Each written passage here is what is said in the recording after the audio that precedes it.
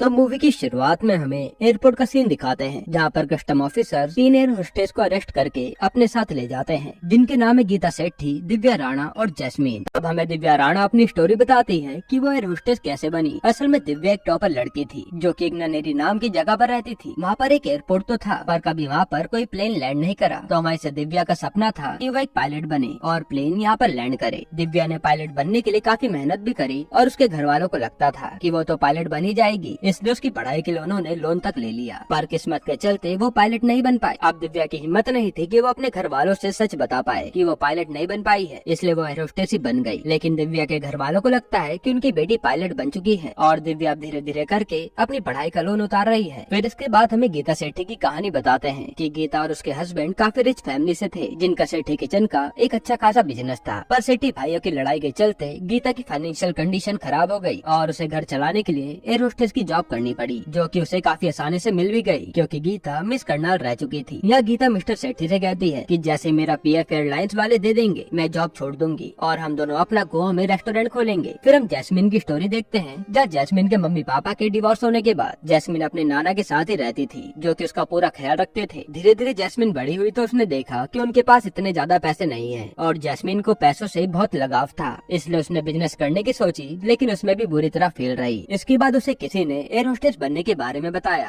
और ब्यूटीफुल होने के कारण उसे कोहिनूर एयरलाइंस में एयर होस्टेस की जॉब मिल गई और ये कोहिनूर एयरलाइंस का मालिक विजय वाल्या है। अब प्रेजेंट में इन तीनों से कस्टम ऑफिसर सवाल करती है और हमें पता चलता है कि इन्हें सोने की स्मगलिंग करने के इल्जाम में अरेस्ट किया गया है, जिसके बारे में ये कहती है कि हमें तो कुछ भी नहीं पता। तब ऑफिसर कहती है कि तुम्हें ये सब करने की जरूरत पड़ी क्यों। जिसके बाद हमें 6 महीने पहले का सीन दिखाते हैं, जहाँ गीता से दिव्या पूछती है कि हमें हमारी सैलरी कब तक मिलेगी, क्योंकि मुझे अपनी लोन की किस्तें चुकानी है। और न्यूज़पेपर में हम देख पाते हैं कि कोहिनूर एयरलाइंस कर्जे में डूब चुकी है, जिस पर गीता कहते कि एचआर मित्तल से बात हुई है, जो कह रहे थे कि दिवाली के बोनस के साथ साथ सबकी सैलरी भी मिल जाएगी। फिर ये सब प्लेन पर अपनी जॉब करने चले जाते हैं, जहाँ गीता पर एक पायलट बनेरा लाइन मारने आता है और गीता उसे ज्यादा भाव नहीं देती। अब जॉब के बाद इन सबको सैलरी तो नहीं मिलती, पर रोजाना के डेली अलाउंसेस मिलते रहते हैं, जो कि बहुत कम थे और इन सबकी जिंदगी ऐसे ही चलती जा रही थी। साथ ही जैस्मिन एयरलाइंस की एक एम्प्लॉय को कभी कभी पैसे देकर भी मदद करती थी, क्योंकि जैस्मिन जानती थी कि उसको पैसों की जरूरत है, पर सैलरी तो उसे मिल नहीं रही। अब एक दिन तंग आकर गीता अपने क्रू के मेंबर राजवंशी से पूछ ही लेती है कि आखिर हमें सैलरी कब तक मिलेगी, जिस पर राजवंशी कहता है कि एयरलाइंस में ऐसी प्रॉब्लम्स आती रहती हैं। 9/11 में भी कुछ ऐसा ही हुआ था, पर कुछ टाइम में सबको पेमेंट और पीएफ सब कुछ मिल गया था। अब जब ये सब प्लेन में अपनी जॉब कर रहे होते हैं तो गीता राजवंशी को चाय देने आती है, पर वो देखते कि राजवंशी तो मर चुका है क्योंकि उसे सांस की प्रॉब्लम थी। तब वो अपने साथियों को बुलाती है और ये डिसाइड करते हैं कि राजवंशी को सीपीआर देंगे, जिसके लिए दिव्या और जैस्मिन तो तैयार नहीं होती, पर इंसानियत के नाते ये काम गीता करने को तैयार हो जाती है। फिर जैसे गीता राजवंशी की चेस्ट प्रेस करने के लिए शर्ट खोलती है तो उसकी आंखें खुली की खुली रह जाती हैं, क्योंकि राजवंशी कई सारे गोल्ड के बिस्किट की स्मगलिंग कर रहा था। अब ये तीनों मिलकर राजवंशी को क्रू की सीट पर बैठाने जाती हैं और जैस्मिन कहते हैं कि क्यों न हम इससे सोना निकाल लें और जॉब छोड़कर अपनी लाइफ काफी अच्छे से जिए, जहाँ जैस्मिन दोनों को ही लालच देने लगती है। लेकिन गीता कहते कि नहीं, मैं चोर नहीं हूँ और मुझे जेल नहीं जाना, इसलिए गीता और दिव्या इसके लिए तैयार नहीं होती। इसके बाद ये लोग राजवंशी की बॉडी और सोना कस्टम वालों को दे देते हैं। यहीं पर हम जयवीर नाम के कस्टम ऑफिसर को देखते हैं, जो कि दिव्या को देखते ही स्माइल देता है और दिव्या जैस्मिन से बताती है कि ये दोनों बास्केटबॉल के टूर्नामेंट के दौरान मिले थे, जहाँ जयवीर और दिव्या करीब आए और इंटीमेट भी हुए, लेकिन उसके बाद ये फिर कभी नहीं मिले। अब जयवीर आकर दिव्या से बात करता है और उसका नंबर भी ले लेता है कि हम टच में रहेंगे। वहीं इनका एचआर मित्तल भी राजवंशी की बॉडी के पास खड़ा था, जिसे गीता बुलाती है, पर वो उसे इग्नोर कर देता है। और जब कस्टम वाले बात करते हैं तो हमें पता चलता है कि ये तो टोटल 12 किलो सोना था, जो कि अलबुर्ज ले जाया जा रहा था। जिसके बाद कस्टम वाले और भी ज्यादा एक्टिव हो जाते हैं। फिर यहाँ से ये तीनों अपने अपने घर आते हैं तो हम देखते हैं कि तीनों की घर की कंडीशन ज्यादा अच्छी नहीं है, जहाँ एक तरफ जैस्मिन ठीक तरह से अपना घर का भाड़ा तक नहीं दे पा रही, वही दिव्या के पापा को लोन की इंस्टॉलमेंट देने के लिए अपनी ऑटो बेचनी पड़ी और गीता और उसके पति को भी कम पैसों में गुजारा करना पड़ रहा है। अब जैस्मिन के पास उसके नाना आते हैं, जो कि उसे अपनी एक सोने की पुश्तैनी अंगूठी देते हैं और घर का भाड़ा देने के लिए जैस्मिन बिना बताए वो अंगूठी बेच देती है। इसके बाद जब गीता सब्जी खरीद रही होती है तो वहाँ उसकी मुलाकात उसके क्रू की मेंबर सुधा से होती है, जो पहले काम किया करती थी। गीता सुधा से पूछती है कि मित्तल जी कहाँ हैं, जो हमारा फोन तक नहीं उठा रहे हैं। असल में मित्तल ने अपनी पहली पत्नी को छोड़कर सुधा से शादी की थी, पर सुधा कहती है कि अब वो मुझसे भी ज्यादा बात नहीं करते। फिर हम न्यूज में विजय वाल्या का इंटरव्यू देखते हैं, जहाँ कहा जा रहा था कि कोहिनूर एयरलाइंस बैंकरप्ट हो चुकी है, लेकिन विजय वाल्या कहता है कि ऐसा कुछ भी नहीं है, बिजनेस में कभी पैसा आता है तो कभी नहीं आता और ये सब हम मैनेज कर लेंगे और हम अपने 4000 एम्प्लॉयज का विश्वास विश्वास टूटने नहीं देंगे। अब यह गीता जब अपनी जॉब के लिए निकलने वाली थी तभी उसकी नजर मित्तल पर पड़ती है और वो मौका देखते ही मित्तल की गाड़ी के सामने आ जाती है, जिसके बाद मित्तल और ये दोनों साथ में होते हैं और गीता उससे सच पूछती है कि कोहिनूर एयरलाइंस बैंकक्रप्ट हो गई है क्या, इसलिए हमारे पैसे नहीं मिल रहे हैं ना। जिस पर मित्तल कहता है कि ऐसा कुछ भी नहीं है, पर बातों ही बातों में वो बता ही देता है कि हाँ अब किसी को भी पैसे नहीं मिलने वाले। और गीता ये सुनकर उदास हो जाती है कि अब उसके पीएफ का क्या होगा। इसके बाद गीता सीधा एयरलाइंस के वेयर हाउस में दिव्या और जैस्मिन के साथ आती है और वहाँ से सब चीज भरने लगती है कि पैसा तो नहीं मिलने वाला,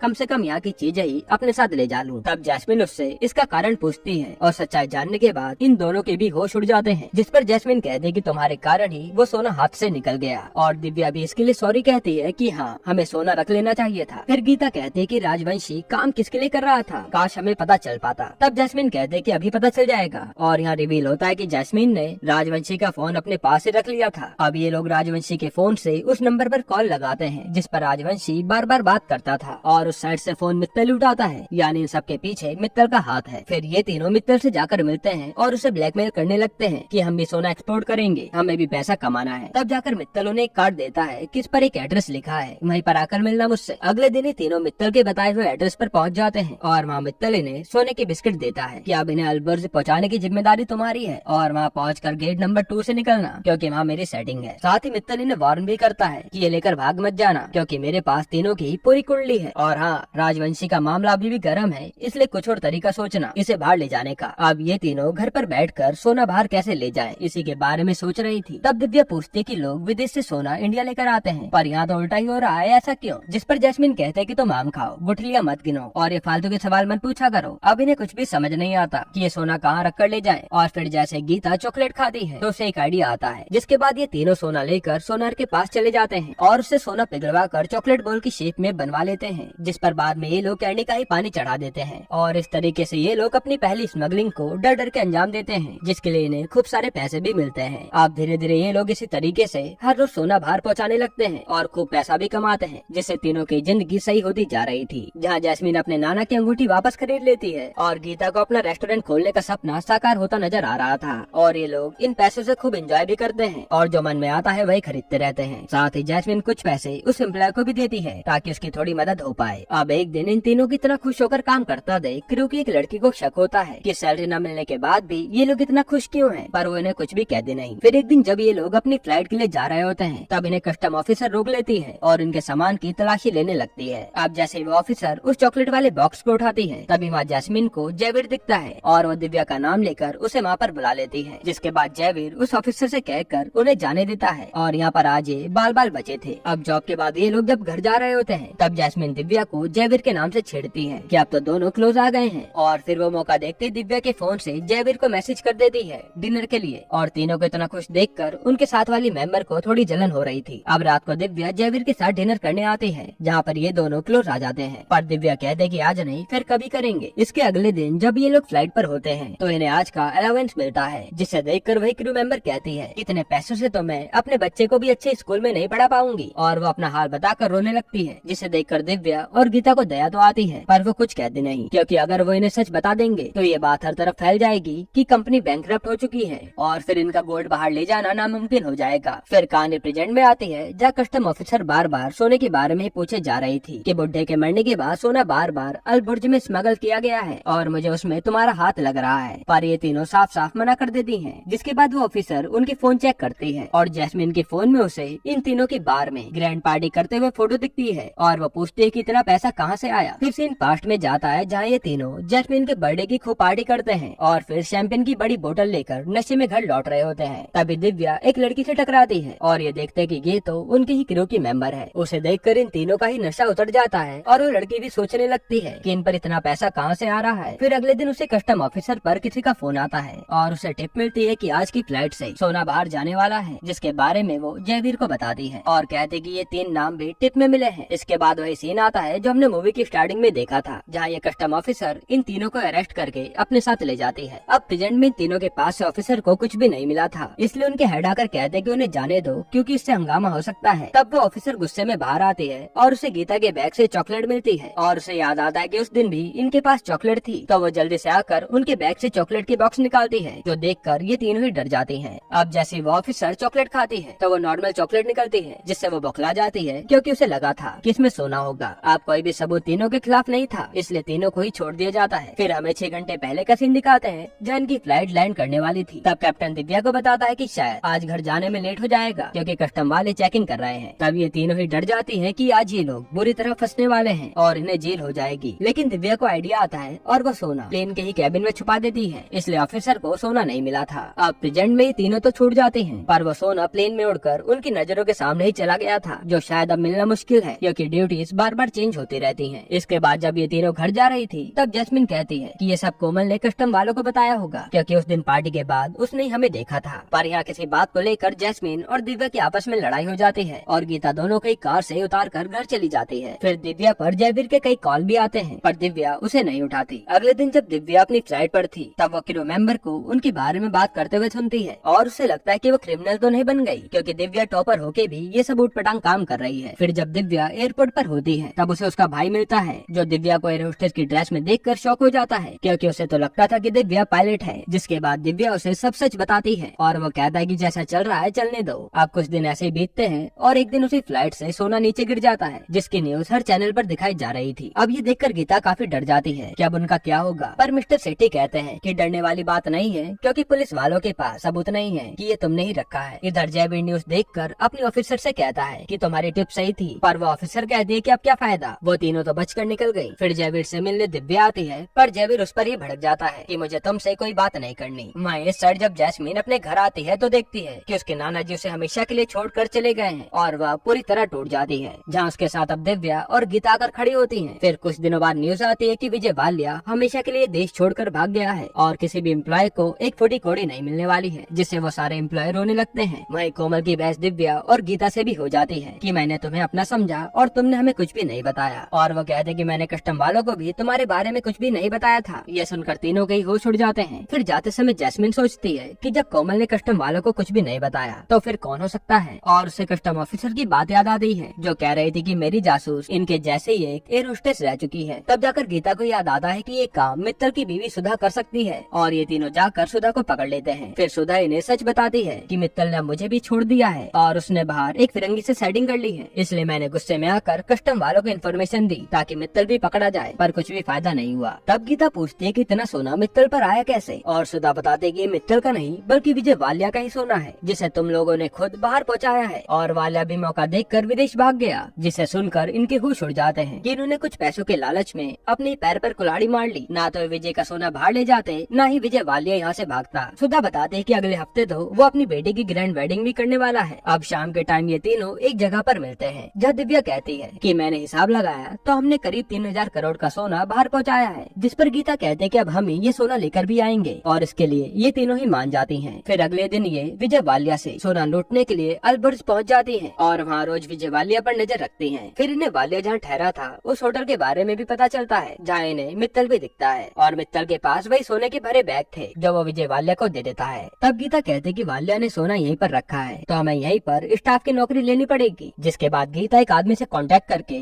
उसे पैसा खिलाकर यहाँ स्टाफ में भर्ती हो जाती है। फिर ये तीनों आगे की प्लानिंग करते हैं कि ये सोना निकाल कर कैसे लाएंगे, लेकिन यहाँ ये प्रॉब्लम थी कि पूरे होटल में कैमरे ही कैमरे लगे थे। तब दिव्या सीधा अपने भाई को कॉल करती है जो कि हैकिंग में एक्सपर्ट है, और वो कैमरा हैक करने के लिए मान जाता है, लेकिन इसके लिए सर्वर की इन्फॉर्मेशन दिव्या को अपने भाई तक पहुँचानी थी, जिसे स्टाफ बनकर दिव्या हासिल भी कर लेती है और उसका भाई हैक करने के काम में लग जाता है। इसके बाद गीता को एक लेडी से पता चलता है कि इस होटल के रूम का पासवर्ड और कार्ड सिर्फ रूम ओनर के पास ही होता है और हम लोग बिना उनके कार्ड के गेट नहीं खोल सकते, यानी कि अब इन्हें वालिया के रूम में जाने के लिए उसका कार्ड भी निकालना होगा। तब जैस्मिन इन्हें कहती है कि मुझे वालिया के साथ 2 मिनट भी मिल जाए तो मैं उसका कार्ड चुरा लूंगी, पर वो मुझे अपने पास भी भटकने नहीं देगा। लेकिन यहाँ उसके पास एक और आइडिया था, जिसके अगले दिन ये लोग सीधा मित्तल से मिलने चले जाते हैं और यहाँ वो मित्तल को भड़काने लगते हैं कि मेहनत तुम्हारी थी लेकिन सारा सोना वालिया ले गया, और वो मित्तल को 7% कमीशन का लालच देकर वालिया से कार्ड को लेने के लिए कहते हैं। तब मित्तल भी मान जाता है। अब रात को वालिया की बेटी की पार्टी होती है जहाँ गीता और दिव्या स्टाफ बनी हुई थी, और जैस्मिन एक आदमी से दोस्ती करके पार्टी में आ जाती है। फिर यहाँ ये लोग कैसे भी करके वालिया से उसका कार्ड ले लेते हैं। वहाँ इधर दिव्या भी अपने भाई की मदद से होटल के सारे कैमरे खराब करवा देती है, और फिर ये तीनों ही वालिया के रूम में पहुँचते हैं। फिर जैसे तीनों सामने रखे सूटकेस को खोलते हैं तो इनकी होश उड़ जाते हैं क्योंकि तीनों ही बैग खाली थे और इनका पूरा प्लान फेल हो गया। तभी वहाँ पर वालिया की बेटी आ जाती है और ये बचकर वहाँ से भाग जाते हैं। अब बाहर उदास बैठकर ये कहते हैं कि अब हम कुछ भी नहीं कर सकते, हमें घर लौट जाना चाहिए। अब अब इसके 2 दिन बाद वाल्या अपनी बेटी